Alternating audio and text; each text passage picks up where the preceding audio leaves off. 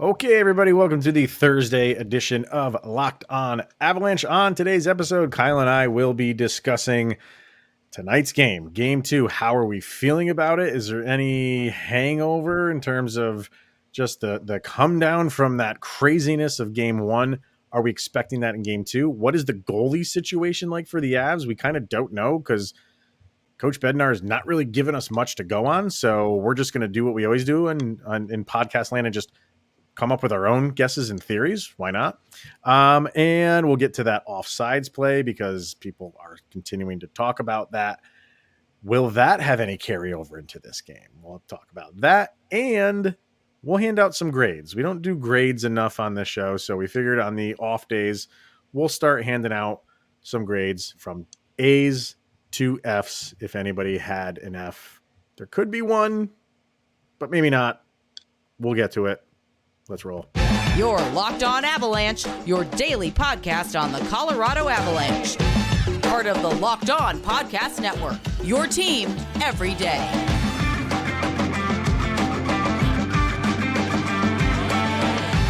Goose and Maverick in the house today on the Thursday edition of Locked On App. Well, not Goose, because Goose dies. So Goose and Iceman, I guess. Yeah. All right, we'll go with that. Not Goose and Iceman, Maverick and Iceman. There you go. Yeah, it can't be. We still got Goose in there. Goose always finds his way in no matter what. So he's lost that love and feeling. But welcome to the Thursday episode of Locked On Avalanche. Thank you for making this your first listen of the day. That's always appreciated. Follow the show on social media outlets, LOPN_Avalanche on Twitter, Locked On Avalanche on Instagram. Questions, comments, concerns, opinions to lockedonavalanche@gmail.com.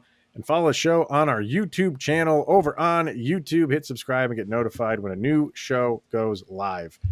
Game 2, Kyle. How are you feeling? It's that nervous anticipation for Game 2. You don't know how it's going to go. If it's like a carryover or if there's going to be an overcorrection, it's just like nervous. You're just ready to get it started and get about to that first intermission and like take a breath. Yeah, I mean, you hate going off of previous series and stuff like that, but because if you did that, you really wouldn't know where to go with the Avs. Because in round 1, obviously they swept through the Panthers. So Game 2 was a little bit tighter game, but the Avs still came out on top. You know, Game 2 against the Blues, it was kind of what we thought that's the chess match of that series, and the Blues played a much better game and ended up winning.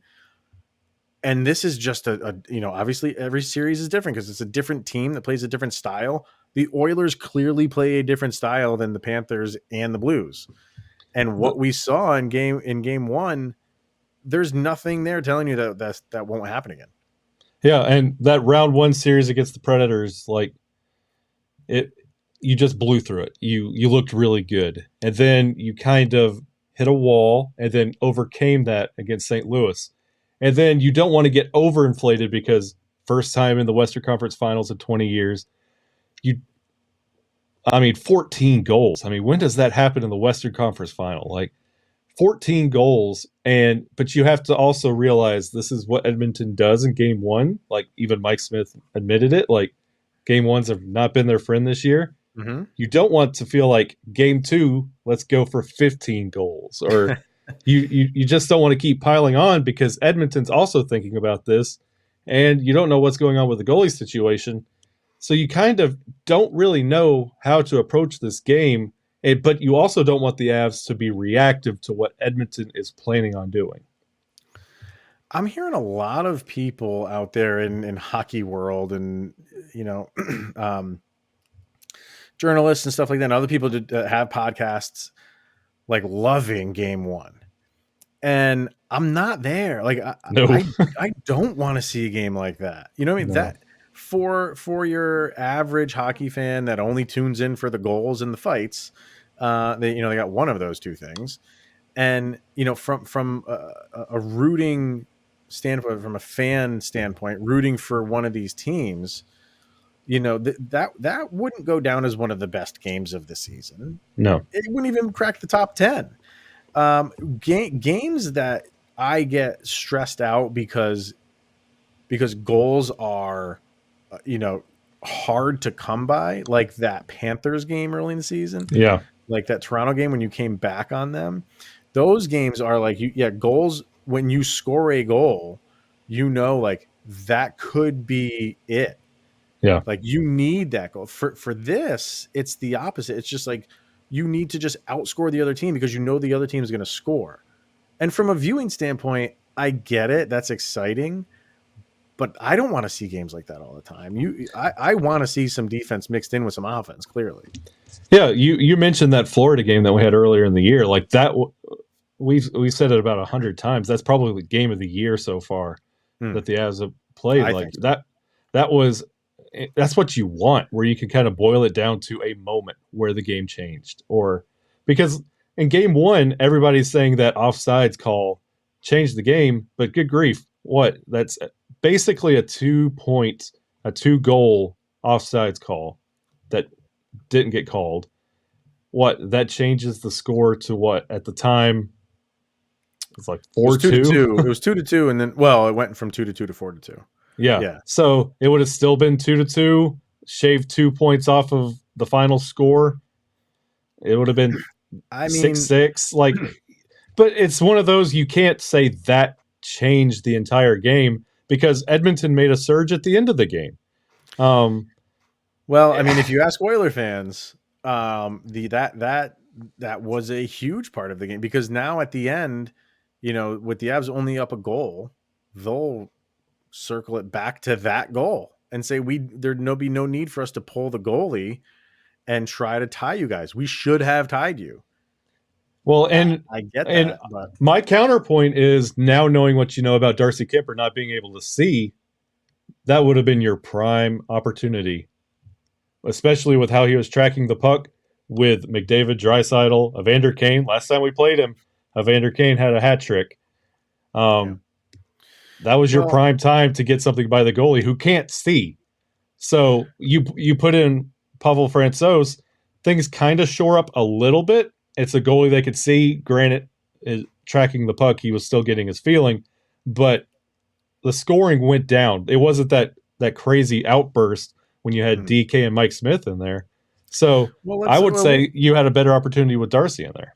And we'll get to the goalies next segment, but we brought up the offsides, and everybody seems to be talking about that, understandably so.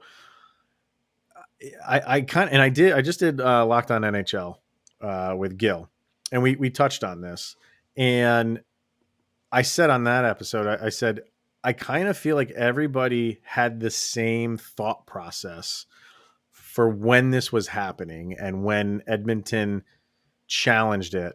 I feel like everybody was looking at it saying like, that's going to get overturned. Yeah. Regardless of fan base, take the fandom out of it. Everybody was saying that that's offsides. And then when it was not called, and then you start getting explanations, and then, a reasonable person could say like, okay, that makes sense. Yeah. But like I said in yesterday's episode, like I wasn't watching that. I wasn't watching where the puck is on his stick. And if Cale Makar is that good, where he can just remove the puck from his stick 2 inches and have the ref see it or no, if this goes to review, I'll win it. If all of that is going through his head in a microsecond, he's even more of a god than we hold him up to be. See, and this narrative around the offsides call, like, let's take a step back. Like, look at where we are. We're in the Western Conference Finals. Like, it should not come down to, and it hasn't come down to one call. The Oilers on paper with that top line should outplay the Avalanche. Well, I don't want to say outplay. Well, I mean, I'm just they'll give them a run. They'll give them a run. Yeah. Out of everybody the Avalanche have faced this year, Edmonton could be that team to outpace them. Outplay them. Like, yeah, they could outscore easily. It's the bizarro top line for the Avalanche. So if you have like the Nashville too many men on the ice call, like, yeah, it happened. It was kind of bogus, but you can't let those kind of things like get into your mentality. You're in the Western Conference Finals. You got here for a reason. Go out there and make up for it.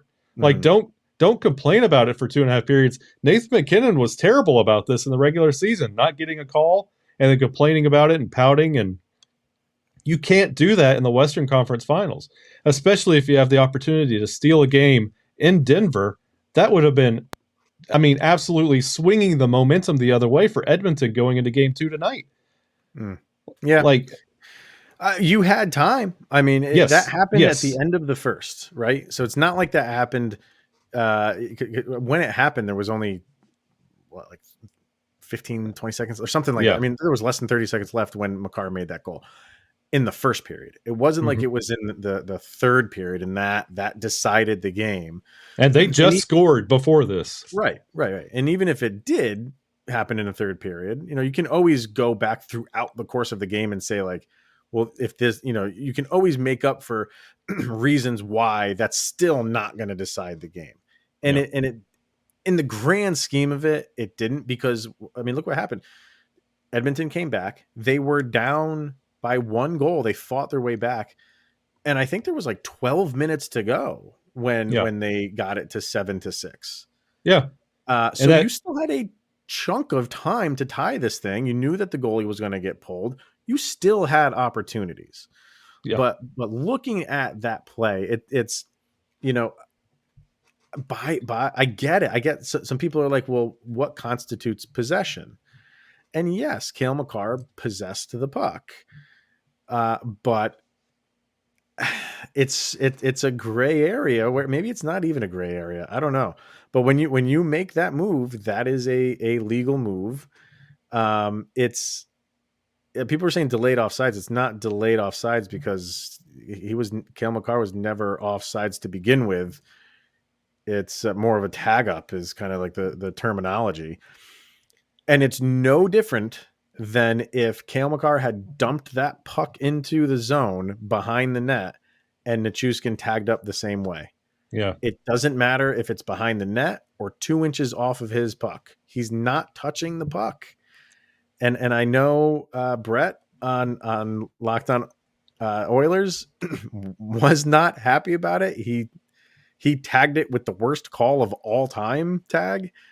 I think that's going a little bit too far, but I know like he was filming that right after the game was over. I know emotions are running high, and I know this is the Western Conference Finals, and you need calls to go your way sometimes. I don't know if he's stepped back on that. He probably hasn't, but I get the frustration, but The Buffalo foot in the crease call, I think, might be a little bit. Yeah. Yeah. That was. Well, when was that? What year was that? That was 99, 2000, Buffalo, Dallas. Foot in the right crease. Before the Avs second one? Yeah, it might have been. But either way, that was a different time. Yeah. Different time. Couldn't do it then. All right. Well, that and will that have any impact on tonight's game? I don't think so, because I feel like the refs got it right. Yeah. If they got it wrong, you're getting a makeup call. Maybe early in the first, even though it's game 2, Edmonton will get a makeup call. But I think everybody is kind of, like I said, everybody was on one side of it. I said this to Gil when we recorded Locked On NHL. I said, remember in the movie Hook, when there's the Rufio side and the Peter Pan side, and they're arguing like which side you want to be on, and the kids just keep going back and forth. I feel like everybody was on one side, and then as it is explained, everybody moved over to the other side. And like, I'm glad you bring that up, because like that mentality, like going into game 2 tonight, like you gotta drop it. Like it's done. You got to move on. It's probably going to be a different officiating crew. If not, they're not going to carry it over, because you saw like the hits. If you track the hits through the game, it escalated after that call, because on the bench in the intermission, they're telling them, well, the refs don't have us. They're against us tonight. And you could see it with the hitting. And like, there was that whole period, like sequence of events where there was like throwing and like pushing and pulling and elbowing and grabbing of the stick. Nothing's getting called. So in Edmonton's mind, they're like, they're out to get us. They're out to get us. In Colorado, they're just like, what's going on here? Nothing's making sense. If you have that mentality that the refs are out to get us, eventually you're going to be right. It's going to affect your play, and it takes Edmonton out of it. they got to wash this off and start game 2 fresh. And Colorado also has to know that Edmonton's angry and they're probably still carrying a little bit of that bitterness about that offsides call. You got to be on your toes. I think Edmonton, I think the players have moved on. I think the fan base is hanging on to it a lot more than the players are. I think if that was the last goal to be scored for the entirety of it, if no goals were scored in the second and the third, they might hold a little bit of a grudge. But because so many goals were scored after that, I think Edmonton's like, we're not going to put all our eggs in that basket. So, goalies, though, very interesting on both sides. What are we going to see from the Avalanche and the Oilers when it comes to their goalies? But first, Built Bar, and you know it, you love it. We've been talking about it forever, and we've also been recently discussing Built Bar's granola bars.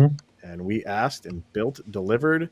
Built Bar granola bars are here. They come in 3 unbelievable flavors: chocolate peanut butter.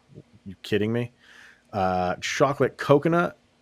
Even though I know someone that doesn't like coconut, I bet they're awesome. And white chocolate berry. And you can try all 3 of those flavors. You can get a mixed box of the Built Bar granola bars right now at built.com. They are 150 calories, 15 grams of protein, only 4 grams of sugar. Probably the best granola bars you can get on the market. So go over to built.com, use the promo code LOCKED15, and you'll get 15% off of your order. And that is any order. It's not just the granola bars or select items. It's your complete order. Once again, the promo code is LOCKED15 for 15% off at built.com.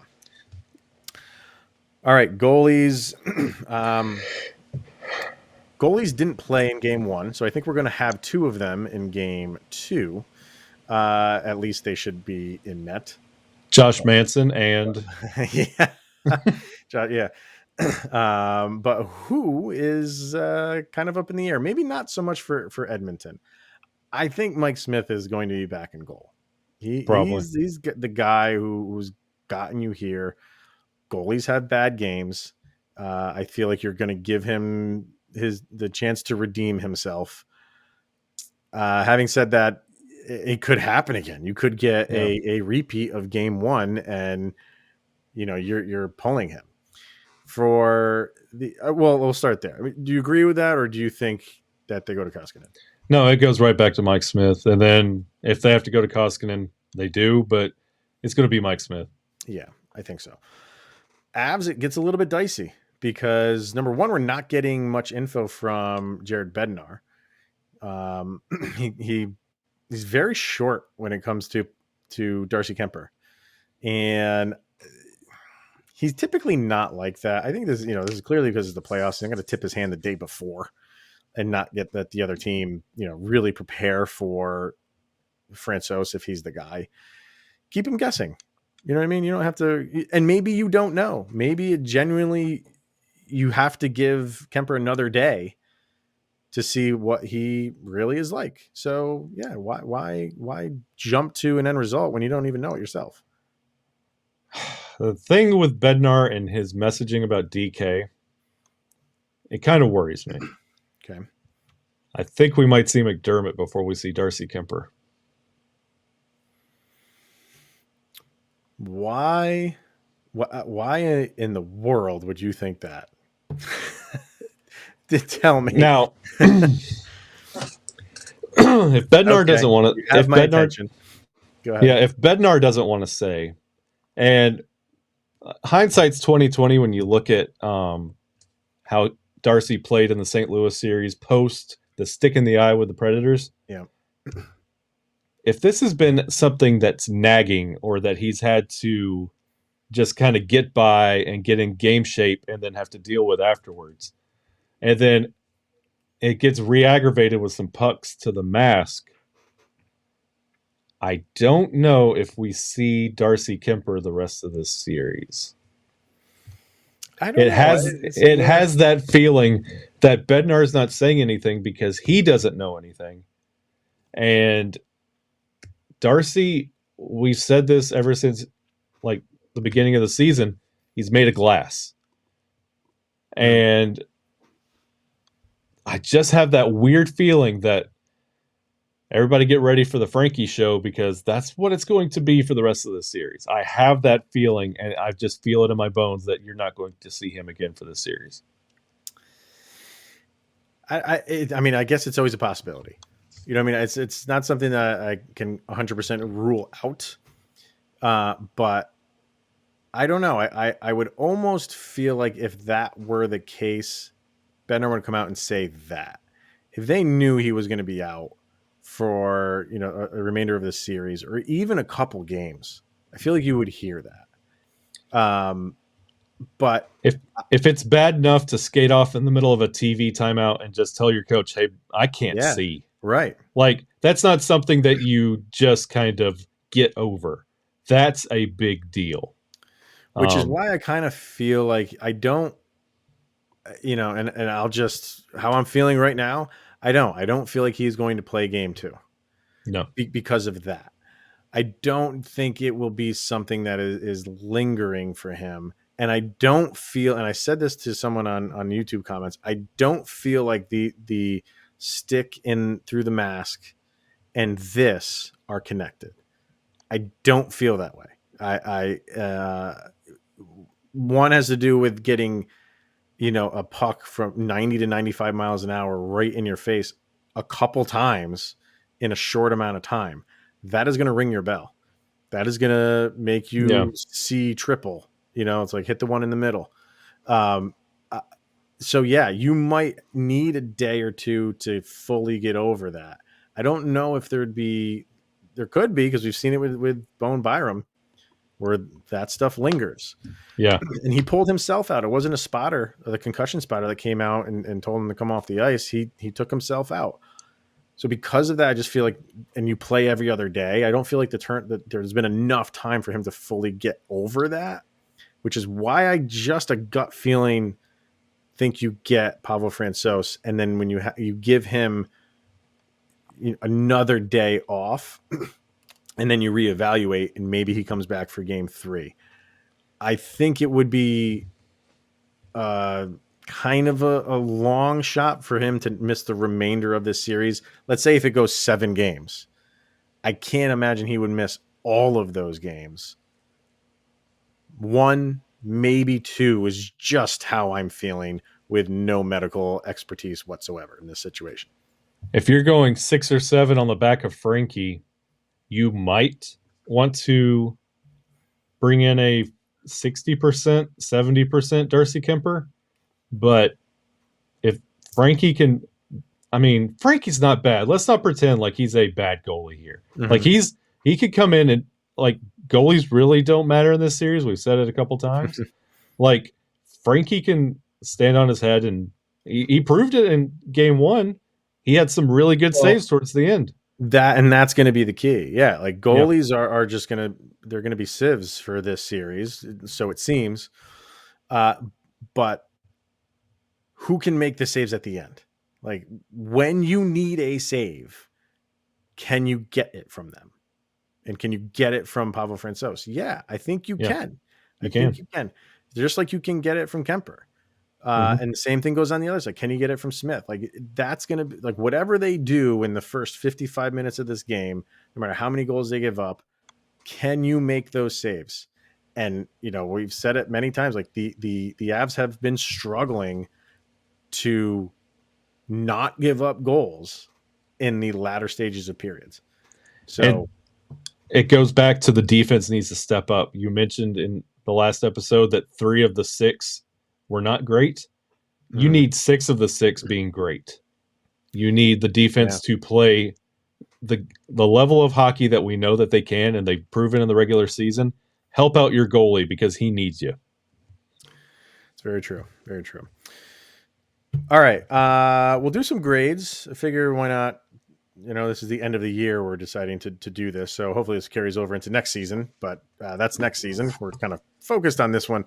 And we're not going to go through every single player, but we'll block them and we'll go with D's and F's and say, who, you know, some players that we feel got the grade that they got, why they got the grade they got, and then kind of wrap it up with, instead of doing 3 stars, just 1 star. our top player of the game. And I like doing this in the off day because it gives you a little bit of time to breathe a little bit and really kind of take in how they played and not making those rash decisions like I don't want to say the day after, minutes after the game is over when we record the show. So we'll start on the bottom side and we'll lump D's and F's together. But anybody that you have for a D and or an F? I have 2 D's. Ironically enough, both D's play D. Okay. I have Josh Manson and JJ with a D. Yeah, Manson definitely is a D. I'm looking forward to him playing in game 2. Yeah. Because that was his worst game as an Av. And I think he knows it. I think he embarrassed Daddy. and I think he wants to turn it around. So I'm expecting a much better game from him.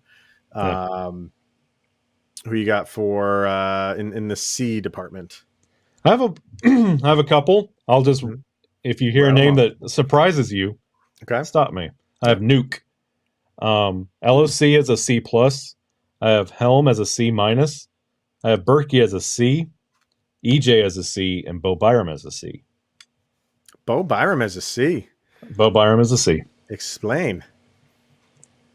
He might have looked good, but in a game of 14 goals, Bo Byram helped with none of them. Yeah. And only one shot on goal. I don't know. For a game like that, I think people will get trapped into, with so many goals, why didn't X player score one? And for a guy like Byram, like, you know, there's a D next to his name. Like, he is a defenseman. So I don't really look, with the exception of Cale Makar. Cale Makar, like, if he didn't score in this game, then I think I'm not going to drop him to a C. But you can be like, what's up, Cale? You couldn't score a goal in this game. Everybody else is scoring. But for Byram, I'm not there yet because Bo Byram is struggling to score goals. You know, and I think those will come. He's getting looks. He is getting looks every single game. I say that, and he only had one shot on goal. And I don't have natural stat trick in front of me to see how many actual shots he did have. But he's getting looks. And I don't know what's going on, why he just can't get those past the goalie. I don't know. But I wouldn't drop him down to a C because I still feel like overall he still played a very solid defensive game. He's just reliable. You know how we always use the term comfortability when it comes to like defensemen when the puck is on their stick, and how you're just comfortable when Devon Taves has the puck on it, like he's not going to make a mistake. As young as Bo Byram is, I get that feeling with him. Like I take a breath when he's got it because I know it's going to go to the right person. When it comes to Bo scoring, Sammy G is injured. I don't want Bo turning into Sammy G. I don't want to keep hoping. I want just a little bit. This is the Western Conference Finals. This is the playoffs. This is not try it out and figure it out time. This is do it time. Yeah. And I don't expect him to be scoring a goal a game, but I want to see because he's on that second unit power play a lot now. Like I want to see him when he's got one of those shots on a wing. He just seems to find open areas on either left wing or right wing, more often than the left wing I see him on. And he's got an open look. He's got a good look, and it just sails it wide. So I would like to see him that one. A secondary assist, quarterback something from the blue line, like just get something going off your stick. That's all I'm asking. And I got to ask you about Nichushkin. You got Nichushkin down at a C as well. Is that solely no points? Or you're a forward. If you have no points, it's a passing grade.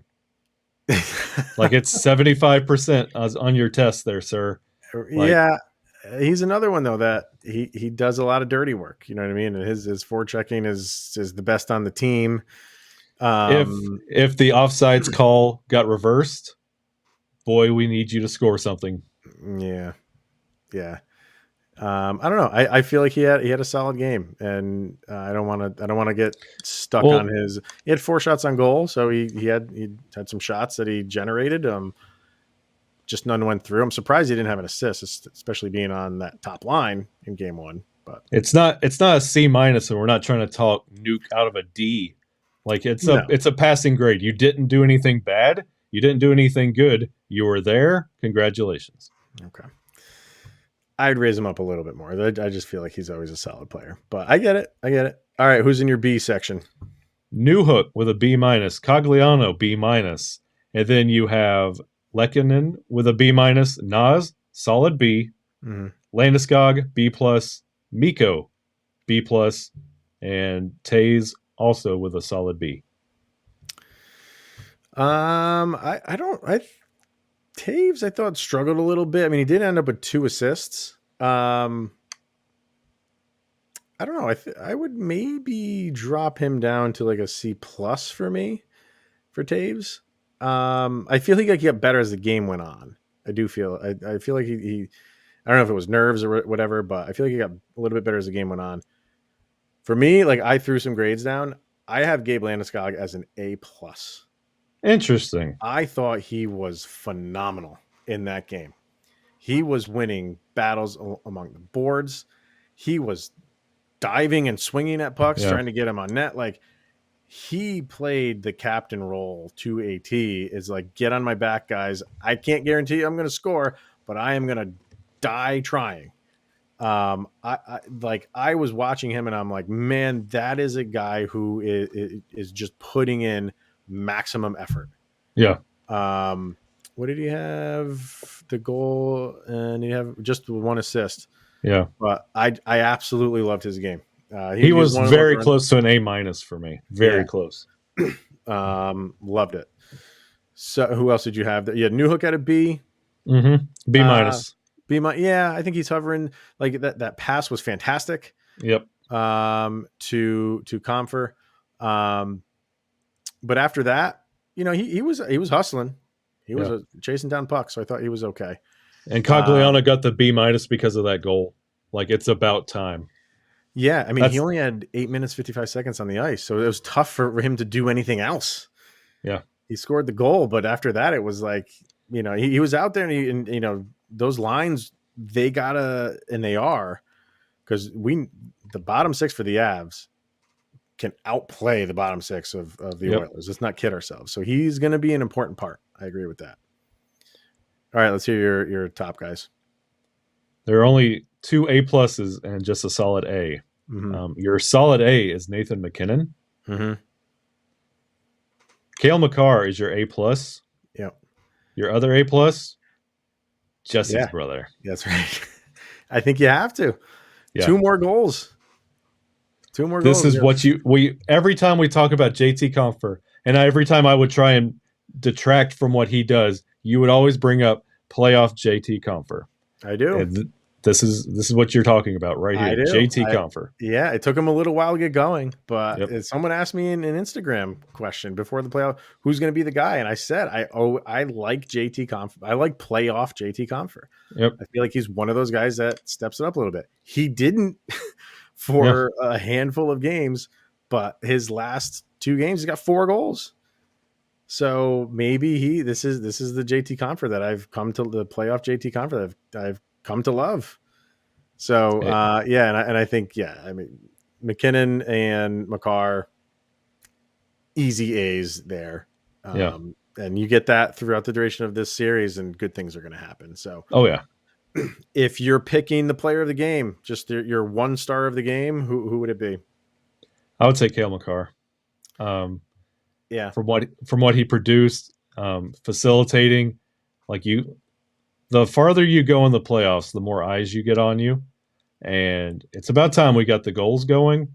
I mean, his points are ridiculous right now. This is what you want to see. I would not deny that whatsoever. He was incredible. For the simple fact that we don't get to put him up there so much, I'm putting Kuemper up there. Okay. That equalizing goal, the first one to 30 seconds after Edmonton scores, was huge. And then you get another one that kind of goes off your your dumper. You gotta love it. You gotta love it. So he's another one I'm looking forward to in game 2. Can he keep that momentum going? If he can do that, it's going to be a nightmare time for the Oilers. Nightmare. So I know this is going to get comments going. So put some players up with some grades up in YouTube. I have the receipts. Come after me. Get it right here. Let us know what you think. Agree or disagree with any of the ones that Kyle threw out there, or the few that I mentioned. So, but we got game 2. So Avs are 3 wins away. Can they get it down to 2 going to the Stanley Cup final? Until then, thank you for making this your first listen of the day. That's always appreciated. Go check out me on Locked On NHL with Gil Martin from Locked On Islanders. Make that your second listen of the day. Appreciate you guys tuning in each and every day. This is a fun time of the year, especially when your team is still in it. Kyle and I will be back tomorrow to discuss game 2 and all those fun events. What are you thinking? How many goals in this one? 4. We're sitting here and we're always talking about like the Rangers and Lightning is going to be low scoring. 5-2 Rangers. It's playoff hockey, baby. All right, everyone. Thanks for tuning in, making it your first listen of the day. Always appreciated. He is Mr. Kyle Sullivan, Mr. Shaggy Von Doom. I am Chris Selly, and this is the Locked On Avalanche podcast. Enjoy game 2, everybody.